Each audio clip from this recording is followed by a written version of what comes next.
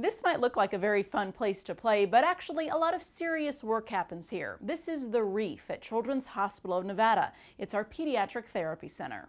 It was a day like all the rest. Jared and his friends were outside boxing when one hit came a little too hard. And he got punched in the nose and it knocked him out. And he kind of stumbled around for a minute and fell and hit his head into the curb. That landing into the concrete curb was all it took to cause a massive head injury. Jared was transported to a hospital near his home in Utah and then life-flighted here to Children's Hospital of Nevada for a higher level of care. Paramedics told Jared's mom he might not live through the flight. They took him straight into surgery. They had a team ready doing the surgery for him, and they released the pressure because his brain was swollen so much that it was already pushing on his spinal cord. And they told us when they got through that he was very, very sick and that he'd have a lot of brain damage. After the surgery, Jared was in a coma for 9 days. It took him another 5 days to come all the way out of it. And now the hard work of physical and occupational therapy has begun. 2 days ago, he wouldn't use his right arm at all. And after physical and occupational therapy, he started using it again that afternoon. So, giving you some resistance there. That's why. That's we know you're getting stronger. Let's push. Push. 1, 2, 3. Push. Physical, occupational, and speech therapy is started at the bedside here at Children's Hospital of Nevada, and once the patient is well enough to be unhooked from machines, patients are then brought here to the REEF. Well, it gives us more, like we have the stable mat. We have some equipment here in the REEF.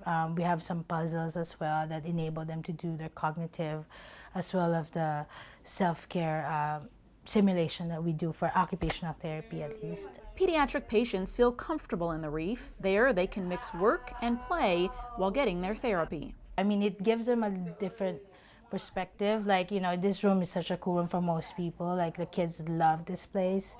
It's not a playroom, but at the same time, they're not in the four quadrants of the room and just seeing doctors and nurses, and makes them feel like they have their own little space. Therapy can be repetitive and painstaking, reteaching the brain what it once already knew how to do.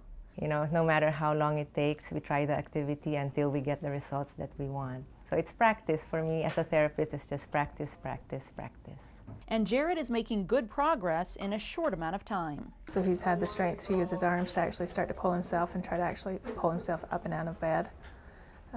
And started moving his leg. In fact, like I said, his one leg wasn't moving at all, but after they did the therapy on him one day, made him just kind of exercise it, it loosened up and he started moving the left leg.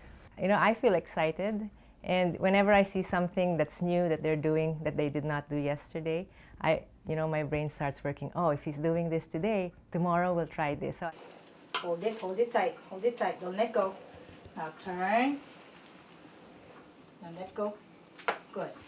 And as Jared moves one block to another, he is making progress, and slowly but surely he'll get back to being a healthy teenage boy. Able to go to the bathroom, get himself dressed, you know, able to prepare himself peanut butter and jelly sandwich eventually. You know, that's the thing that we tend to ignore when we're a little bit healthier. But when you suffer that injury, you know, that little thing actually makes you feel good as a person, that, hey, I achieved this and on my own, you know. So makes you feel good as a person, as a therapist.